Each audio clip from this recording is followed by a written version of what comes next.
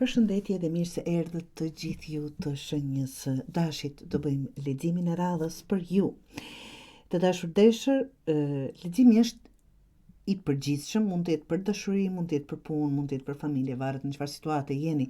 Unë mund të them për dashuri, mund të jetë për punë për ju. Do të thotë ju e gjeni secili e një situatën e tia. Ka pasur një kohë kur ju keni ndjerë një afrim apo keni qenë në një lidhje që duke e vërtet e ngrohtë, ndoshta si një fillim dashurie apo bashkëpunim që mund të jetë për punë. Që tregon për dy zemrat. Dhe por ndërkohë që kjo lidhje duke kogja premtuese apo kjo situatë, diçka ka munguar, ndoshta përkushtimi nuk ka qenë i njëjtë nga të dy anët. Jeni zhgënjur, mund të jetë zhgënjim, sepse ke dhënë më shumë se sa ke marrë është 5 zemrat të zhgënjur. Kjo ndjenjë boshllëku ka sjellë në një farë mënyrë një lloj reflektimi tek ju, sikur keni ndaluar dhe keni filluar të bëni hapa pas në kuptimin e asaj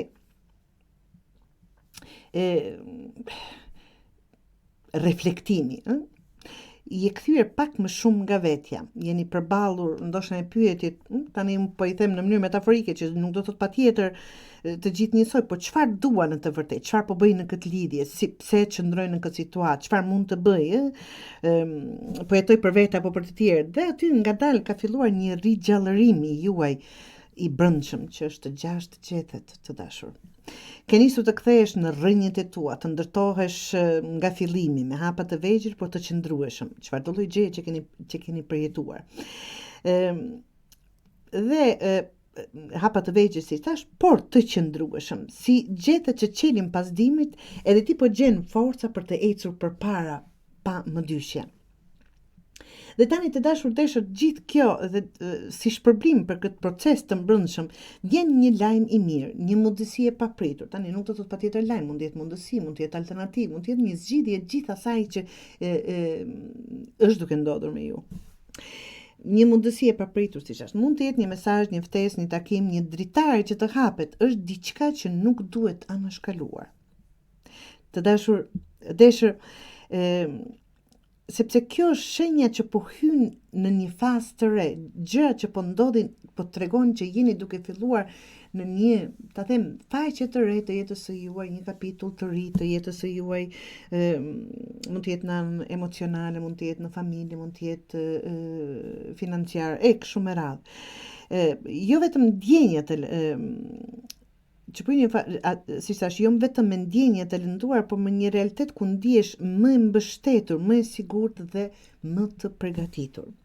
Pra, mos u kapni pas asaj që s'u ushqen më, nëse s'është kjo reflektimi që po ndodh me ju, është këshilla që të bëhet, nëse jeni në një lidhje që nuk është duke ju dhënë as edhe një gjë, nuk e ndjeni veten ose kuptimin nuk po merrni ato çfarë po jepni, do thotë është që të mos kapemi aty dhe të mos qëndrojmë aty ku nuk na ushqejnë më, në mënyrë metaforike.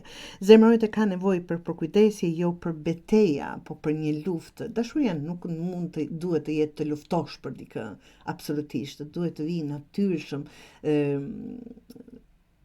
dhe të jetë një bashkëpunim që të dy duan një qëllim, që të jenë bashkë, nëse është për dashuri apo për çfarëdo që të jetë. Dhe në fakt duke bërë, nëse e bëni këtë reflektim, atëherë sikur jeta është gati për t'ju dhuruar diçka të re, nëse ke guximin ta pranosh. Nga që këtu shikoj gjëra që nuk po I merrni, ka filluar bukur, mund të jetë një bashkëpunim biznesi, nuk do thotë patjetër, por sikur tani keni filluar po zhgënjeni. Pra, kjo çfarë është duke ndodhur ju kërkon një reflektim në këtë. Po veni, apo ta them kështu, shpeshherë ju them dhe atyre kur ju lexoj, kur bëj lexime personale, në këtë lidhje, në këtë biznes, në këtë çfarëdo lloj gjëje që është sikur të vesh në punë dhe të punosh pa rrogë. Dhe kjo është ajo lidhja juaj që duhet reflektuar. Që dëshironi, ka dhe ata që duan, që janë vullnetar të ndihmojnë, të jenë në vend të dashurisë të marrin projekt një person, të luftojnë për ta fituar dashurinë që nuk duhet, dashuria nuk fitohet, ajo është aty. Prandaj është në dorën e juaj. Çfarëdo që duhet bëjeni, reflektoni që të ktheni apo t'i rimerrni timonin në dorën e juaj, jo t'ia lejoni dikujt tjetër të dashur desha.